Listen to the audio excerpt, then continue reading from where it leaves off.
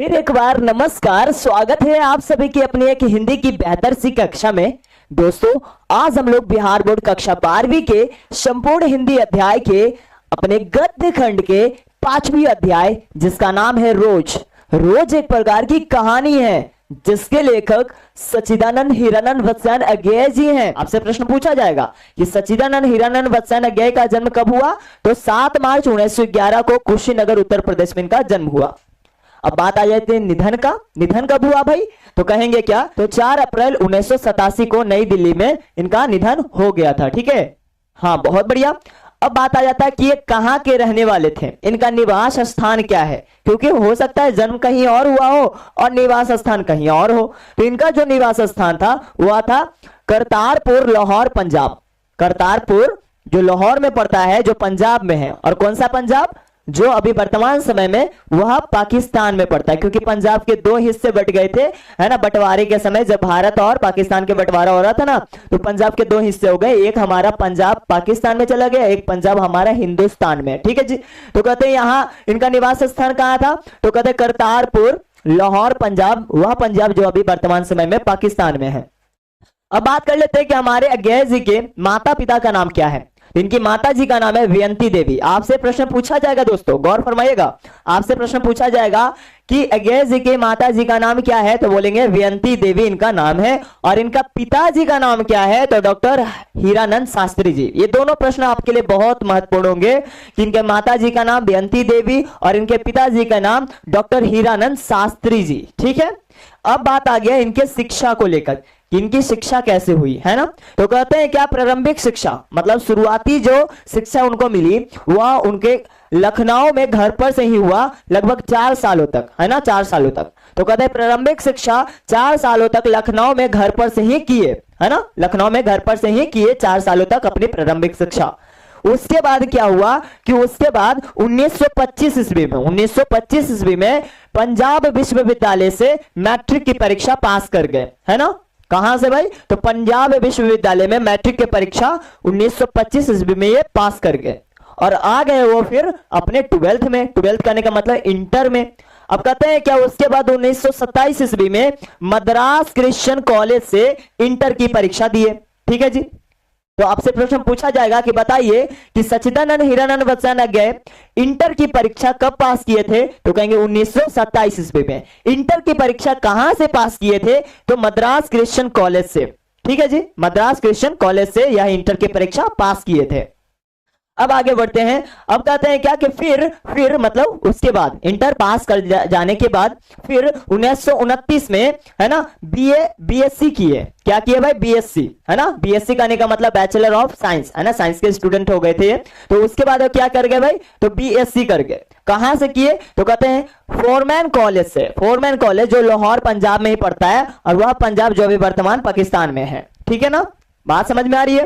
तो फिर वो बीएससी कहां से किए भाई? तो बीएससी किए फोरमैन कॉलेज से, लाहौर में पड़ता है, जो पंजाब पाकिस्तान वर्तमान समय में है। ठीक है। अब उसके बाद जब ये बीएससी कर लिए तो फिर वो किए एमए। क्या कर लिए भाई? फिर एमए किए और उनका ऑनर्स पेपर क्या रहा? अंग्रेजी। तो अंग्रेजी में वो एमए किए कब? बीएससी करने के बाद। ठीक है। कौन से भाई? तो वही कॉलेज, सेम कॉलेज लाहौर से वो किए थे, है ना। फिर क्या हुआ, समय गुजरते गुजरते वो क्रांतिकारी गतिविधियों में अपना काम दिए। तो कहते हैं क्रांतिकारी आंदोलन में शामिल होने से, गिरफ्तार होने से क्या हुआ, उनका पढ़ाई रुक गया। तो कहते हैं क्रांतिकारी आंदोलन में गिरफ्तार हो जाने से उनकी पढ़ाई रुक गई। ठीक है जी, आगे पढ़ाई उड़ाई हुआ नहीं। कब? जब एक क्रांतिकारी आंदोलन में शामिल हुए, उसके चलते गिरफ्तार हो गए और उनकी पढ़ाई रुक गई। अब समय का पहिया आगे बढ़ता है और आगे बातें बीत जाती है। फिर आ जाता है उनके लेखन प्रक्रिया में कि आखिरकार वो अपने जीवन काल में कौन कौन से चीजों को लेखन किए हैं, है ना, लिखे हैं। ठीक है। तो अब इसको बढ़िया से समझते हुए चलिए। सबसे पहले उनको भाषा का ज्ञान, क्या क्या, कौन कौन से भाषाओं का उनको अपना ज्ञान है, उसके बारे में जरा जान लीजिए। ठीक है। कौन कौन से भाषाओं का उनको अपना ज्ञान है उसके जान लीजिए। तो सबसे पहले देखिएगा, कहते हैं क्या कि संस्कृत, अंग्रेजी, हिंदी, इसके अतिरिक्त फारसी और तमिल इत्यादि अनेक भाषाओं का उनको ज्ञान था। सोचिए, एक ही व्यक्ति है वो, सच्चिदानंद हीरानंद वत्स्यायन अज्ञेय एक ही व्यक्ति है वो, लेकिन उनको अपने आप में, है ना, संस्कृत, अंग्रेजी, हिंदी, इसके अतिरिक्त मतलब इसके अलावे भी फारसी और तमिल भाषाओं का भी ज्ञान था। सोचिए इतने सारे भाषाओं के ज्ञाता थे। उसके साथ साथ अगर बात करें अभिरुचि के बारे में, तो अभिरुचि का मतलब होता है दिलचस्पी, मतलब जिसमें उनका मन लगता था, जो चीजों में वो अपना समय दिया करते थे। तो कहते हैं उनकी अभिरुचि क्या थी, तो कहते हैं कि बागवानी, पर्यटन, अध्ययन, मतलब कि लेखन प्रक्रिया करना, है ना, अध्ययन करना, घूमना फिरना, पर्यटन करना, घूमना फिरना, इनकी दिलचस्पी थी, है ना। कहते हैं इसके अलावा दर्जनों प्रकार के उनके पेशेवर कार्य थे। पेशेवर कार्य के मतलब उस पेशे से ये संबंध रखते थे, वो काम किया करते थे, दर्जनों भर। अब कौन कौन भाई, तो कहते हैं जैसे कि मान लीजिए कि फोटोग्राफी करना, ये फोटोग्राफी भी करते थे, है ना। हस्तकला मतलब कुछ चित्रकारी ये सब करना, हस्तकला। और तो और शिल्पकारी कुछ ऐसा क्रिएटिव चीज बनाना। तो ये सब क्या थे, इनको दर्जनों बन ऐसे ऐसे कोई ना कोई गुण थे, ठीक है ना, ऐसे कोई ना कोई ऐसे पेशेवर कार्य थे, ठीक है। अब यहां पे आइए, क्या हुआ ना कि इनके पिताजी का तबादला होते रहता था, कहीं ना कहीं ट्रांसफर होते रहता था, है ना। कभी यहां पिताजी रहते थे, कभी वहां पिताजी रहते थे। उस कारण से ना उनको बचपन में ही बहुत सारे देशों की यात्रा हो गई, जैसे कि यूरोप हो गया, एशिया हो गया, अमेरिका हो गया, उसके सहित कई ऐसे देशों की साहित्यिक उन्होंने रचना यात्राएं भी कर लिए थे, साहित्यिक यात्राएं भी कर लिए थे। और बहुत सारे पिताजी का ट्रांसफर होने से ना वो बचपन में ही बहुत जगह घूम भी लिए थे। और यही कारण कि उनको पर्यटन का बहुत ही बड़ा दिलचस्पी था, शौक था, है ना, शौक था पर्यटन करने का, घूमने फिरने का, ठीक है। अब यहां समझिएगा, अब इनके बारे में समझते हैं कि सम्मान और पुरस्कार की उनको अपने जीवन काल में कितने ऐसे पुरस्कार मिले, कितने इनको सम्मान उनको दिए गए, ठीक है। अब कहते हैं कि अज्ञेय जी मतलब सच्चिदानंद हिरण्यवत्सन अज्ञेय जी को, है ना, आंगन के पार द्वार के लिए वर्ष 1964 में साहित्य अकादमिक पुरस्कार दिया गया। तो आपसे प्रश्न पूछा जाएगा दोस्तों कि सच्चिदानंद हिरण्यवत्सन अज्ञेय जी को, है ना, साहित्य अकादमिक पुरस्कार किसके लिए दिया गया, तो आप बोलेंगे कि आंगन के पार द्वार के लिए। आंगन के पार द्वार के लिए उनको 1964 ईस्वी में साहित्य अकादमिक पुरस्कार से सम्मानित किया गया। साहित्य अकादमिक पुरस्कार से सम्मानित कब किया गया, 1964 ईस्वी में। किसके लिए किया गया, तो आंगन के पार द्वार लेखन के लिए किया गया। और तो और कितनी नावों में कितनी बार लेखन के लिए, कितनी नावों में कितनी बार लेखन के लिए 1978 ईस्वी में, 1978 ईस्वी में उनको भारतीय ज्ञानपीठ पुरस्कार से सम्मानित किया गया। भारतीय ज्ञानपीठ पुरस्कार से सम्मानित किया गया, है ना। तो आप पहले नंबर बता दीजिए मुझे, मैं पूछना चाहूंगा आपसे, साहित्य अकादमिक पुरस्कार कब दिया गया, तो कहेंगे 1964 ईस्वी में।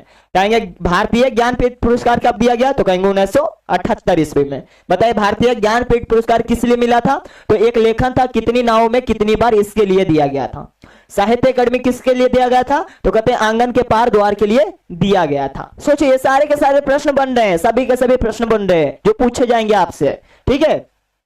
कहते हैं कि देश विदेश के अनेक विश्वविद्यालयों में, है ना, जैसे कि विजिटिंग प्रोफेसर रह चुके थे, है ना, वहां के आमंत्रित प्रोफेसर रह चुके थे, क्योंकि देश विदेश का भ्रमण करते थे, पर्यटक थे वो, है ना। तो कहते हैं कि देश विदेश के अनेक विश्वविद्यालयों में, है ना, विजिटिंग प्रोफेसर रह चुके थे। विजिटिंग प्रोफेसर का मतलब जब भी उनको बुलाया जाता था वहां पे प्रोफेसर के रूप में वो जाते थे, ठीक है ना, विजिटिंग प्रोफेसर के रूप में आमंत्रित होते थे, बुलाए जाते थे, ठीक है।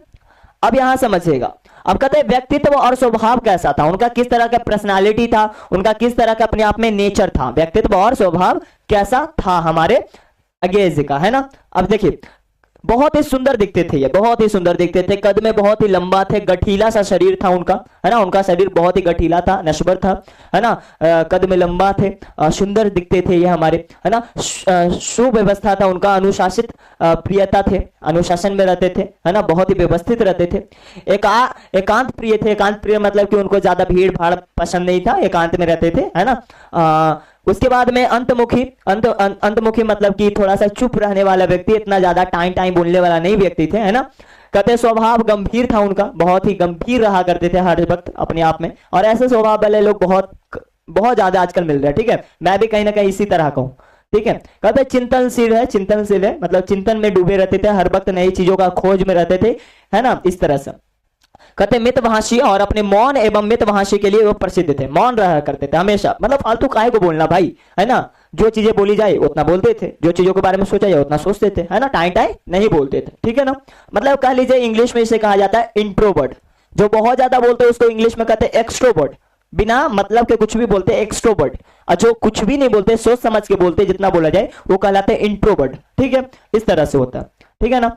अब देखिए, कहते पिताजी का तबादला होने के कारण ना वो लखनऊ, कश्मीर, लाहौर, पटना, मद्रास, इन सभी जगह पे वो रह चुके थे। इन सभी जगह पे वो रह चुके थे, परिभ्रमण कर चुके थे। परिभ्रमण मतलब घूम चुके थे, ठीक है ना। और इनको सबके सब मजा मिल गया था, संस्कार सबके सब मिल गया था उनको बचपन में ही, सब जगह घूमने का, चाहे लखनऊ घूमने का, कश्मीर, लाहौर, पटना, मद्रास, ये सभी का सभी परिभ्रमण का संस्कार उनको बचपन में ही मिल गया था। क्यों मिल गया था? क्योंकि पिताजी का तबादला होते रहता था, ट्रांसफर होते रहता था, तो बेचारा जहां जाते थे पिताजी वहां चल जाते थे हमारे लेखक जी, है ना। तो वहां पर ऐसे हो जाता था।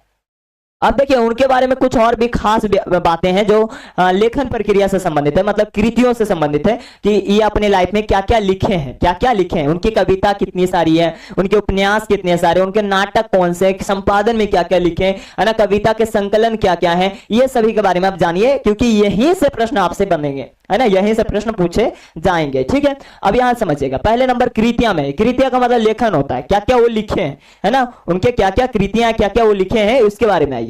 सबसे पहले समझिएगा, कहते हैं 10 वर्ष की अवस्था में कविता लिखनी शुरू की थी। मतलब सोचिए, 10 वर्ष की अवस्था में हम लोग गोली खेलते थे, हाँ समझ रहे, गिल्ली डंडा खेलते थे, और ये महाशय को देखिए कि 10 वर्ष की अवस्था में ही कविता लिखना शुरू कर दिए थे। तो आपसे प्रश्न बनेगा दोस्तों, आपसे प्रश्न बनेगा कि बताइए अज्ञेय जी अपने कितने वर्षों की अवस्था में कविता लिखना शुरू किए थे? ऑप्शन ए 15 वर्ष, ऑप्शन बी 17 वर्ष, ऑप्शन सी 10 वर्ष, ऑप्शन डी 19 वर्ष। तो क्या बोलेंगे? ऑप्शन सी 10 वर्ष। तो 10 वर्षों की उम्र में वह कविता लिखना शुरू कर दिए थे। सोचिए, आपसे प्रश्न पूछ लिया जाएगा कि 10 वर्षों की उम्र में, हाँ बिल्कुल सही जवाब। चलिए बहुत बढ़िया। अब इधर आइए, कहते हैं क्या कि 10 वर्ष की अवस्था में कविता लिखने शुरू कर दिए थे, और लेखन हिंदी अंग्रेजी दोनों भाषा में लिखते थे। लेखन मतलब लिखने का जो तरीका था उनका, है ना, वह हिंदी में भी लिखते थे, अंग्रेजी दोनों में लिखते थे, समझे ना। बचपन में खेलने के लिए एक कविता लिख दिए थे। सोचिए, हम लोग बचपन में गुड्डा गुड़िया खेलते हैं, गुल्ली डंडा खेलते हैं, गोली खेलते थे, और ये सोचिए कि अपना खेलने के लिए, है ना, खेलने के लिए एक कविता लिख दिए, जिस कविता का नाम क्या था? इंद्र सभा। इंद्र सभा। सोचिए, बचपन में खेलने के लिए इंद्र सभा नामक एक कोची लिख दिए थे, नाटक लिख दिए थे, है ना, खेलने के लिए, है ना। तो बचपन में खेलने के लिए वो नाटक लिख दिया जिसका नाम था इंद्र सभा। इंद्र सभा, ठीक है ना। हाँ, अब इधर समझिए, कहते हैं घर में एक हस्तलिखित पत्रिका भी लिख दिए थे जिसका नाम था आनंद बंधु, है ना। घर में बस हस्तलिखित, हाथों से बस लिख दिए ऐसे कुछ भी, है ना, और उसका नाम दे दिए, एक पत्रिका था, है ना, पत्रिका था जिसका नाम था आनंद बंधु। तो आपसे पूछ लिया जाएगा कि इनके जिंदगी का सबसे पहला पत्रिका का नाम क्या है? तो कहेंगे आनंद बंधु, है ना। इनके जीवन का सबसे पहले पत्रिका का नाम क्या था? तो आनंद बंधु, ठीक है ना। तो घर में एक हस्तलिखित पत्रिका निकाले थे जिसका नाम था आनंद बंधु, ठीक है। अब इधर समझिए, कहते हैं संपादन में क्या क्या किए, संपादन क्या क्या किए, कौन कौन से ऐसे संपादन वो किए, है ना। संपादन मतलब पत्र पत्रिका निकाले।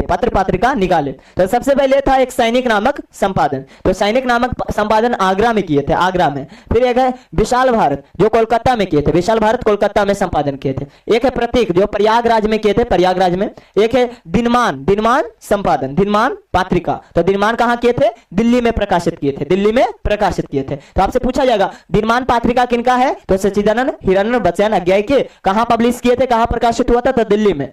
प्रतीक तो प्रयागराज में, है ना। विशाल भारत तो कोलकाता में, सैनिक तो आगरा में, है ना। नया प्रतीक तो दिल्ली में, नव भारत टाइम्स तो नई दिल्ली में। नव भारत टाइम्स कहां? नई दिल्ली में, ठीक है।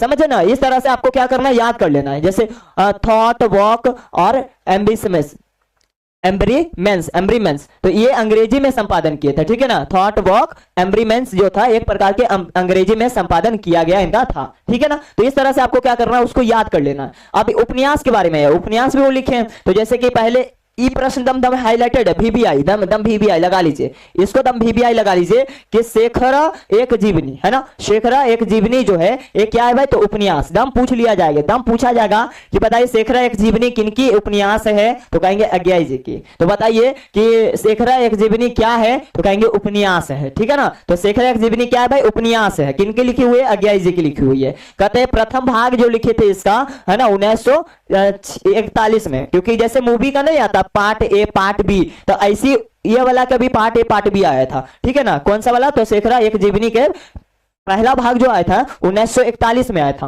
और दूसरा भाग जो आया था 1944 में आया था। ठीक है, तो ये क्या है भाई, तो एक प्रकार के उपन्यास है। ये क्या है, एक प्रकार के उपन्यास है। क्वेश्चन बनेगा ही बनेगा, दम दम देख लीजिए, भी आई है दम, है ना। अभी इधर देखिए, नदी के द्वीप, नदी के द्वीप भी क्या है, इनका एक उपन्यास है। नदी के द्वीप भी उपन्यास है। कब लिखे थे, 1952 में। नदी के द्वीप भी एक उपन्यास है, 1952 में लिखे थे। उसके बाद अपने अपने अजनबी, अपने अपने अजनबी भी एक उपन्यास है जो 1961 में लिखे थे। तो आपसे पूछा जाएगा अपने अपने अजनबी क्या है ना। हम आपसे पूछ रहे हैं अपने अपने अजनबी क्या है, तो कहेंगे उपन्यास है। ठीक है ना। हाँ, शेखरा एक जीवनी क्या है, तो उपन्यास है। कितने भाग में बना, 2 भाग में। प्रथम भाग कब आया, 1941 में। द्वितीय भाग कब आया, 1944 में, मतलब 3 साल बाद आया था, है ना। नदी के द्वीप क्या है, उपन्यास है। कब आया था, 1952 में आया था। अपने अपने अजनबी क्या है, तो अपने अपने अजनबी भी एक उपन्यास है, 1961 में आया था। अब इनका एक नाटक भी है, और ये नाटक बहुत भी आई है, आपसे प्रश्न पूछा जाएगा। ये नाटक भी आई है, आपसे प्रश्न पूछा जाएगा कि बताइए सच्चिदानंद हीरानंद बख्शियान अज्ञाय जी के नाटक का नाम क्या है, तो कहेंगे उत्तर प्रियदर्शी। कब लिखे थे, 1967 में, है ना। 1967 में लिखे थे। ठीक है, तो आपसे ये वाला प्रश्न पूछा जाएगा कि बताइए उत्तर प्रियदर्शी क्या है भाई, तो कहेंगे उत्तर प्रियदर्शी एक प्रकार का नाटक है। किनका लिखा हुआ है, तो अज्ञाय जी का लिखा हुआ है ना, अज्ञाय जी का लिखा हुआ है। तो इस तरह से आपको बताना है। अब आइए कविता संकलन, मतलब वो क्या क्या कविता का संपादन किया, कौन कौन से कविताओं का उनके पास संकलन है, वो सब समझिए, है ना। कविता संकलन क्या है ये समझिए, कविता संकलन। ठीक है, कविता संकलन समझिए। कहते हैं आंगन के पार द्वार, ये 1961 में लिखे थे। The most important VBI question बनेगा बाबू, आंगन के पार द्वार क्या है, तो कविता। कब लिखा गया, तो 1961 में, है ना। कितनी नाव में कितनी बार क्या है, तो एक कविता है। कब लिखा गया, 1967 में। कितनी नाव में कितनी बार क्या है, कविता है। कब लिखा गया, 1967 में, है ना। महावृक्ष के नीचे कब लिखा गया, 1977 में। 1977 में महावृक्ष के नीचे, है ना। उसके साथ साथ सागर मुद्रा 1970 में लिखा गया था। हरी घास पर क्षण भर, हरी घास पर क्षण भर, ये 1949 में लिखा गया था। बाबरा अहेरी कब लिखा गया, तो 1954 में लिखा गया था। बाबरा अहेरी 1954 में लिखा गया था। ठीक है, ये सब मोस्ट इंपॉर्टेंट पॉइंट बता रहा हूं, है ना, क्योंकि मैं उसे जानता हूं। यह 1970 में लिखा गया था, 1970 में लिखा गया था, है ना। पहले मैं सन्नाटा बुनता हूं, ये 1974 में लिखा गया था। ठीक है ना। हाँ, नदी की बांक पर छाया 1981 में लिखा गया था। भृंग दूत जो है 1933 में लिखा गया था। भृंग दूत जो है 1933 में लिखा गया था। चिंता नामक कविता 1942 में लिखा गया था, है ना। तो ये सभी के सभी क्या करेंगे, आप बढ़िया से स्क्रीनशॉट लेके नोट्स बना लेंगे, याद कर लेंगे एक बारी बढ़िया तरीके से। बिना याद किए तो कुछ होने वाला है नहीं, कहीं से भी प्रश्न घुमा के पूछ लेगा। बाबरा अहेरी किनकी रचना है, तो सच्चिदानंद हीरानंद बख्शियान अज्ञाय की। आंगन के पार द्वार किनकी रचना है, तो अज्ञाय जी की, है ना। कितनी नाव में कितनी बार किनकी रचना है, तो अज्ञाय जी की, है ना। महावृक्ष के नीचे किनकी रचना है, तो अज्ञाय जी की। ये सब आपको याद करना ही होगा किसी भी हाल में, क्योंकि बिना याद किए नहीं कुछ हो सकता है। ठीक है। हाँ, अब आगे बढ़ते हैं। अब आगे आइए निबंध के ऊपर।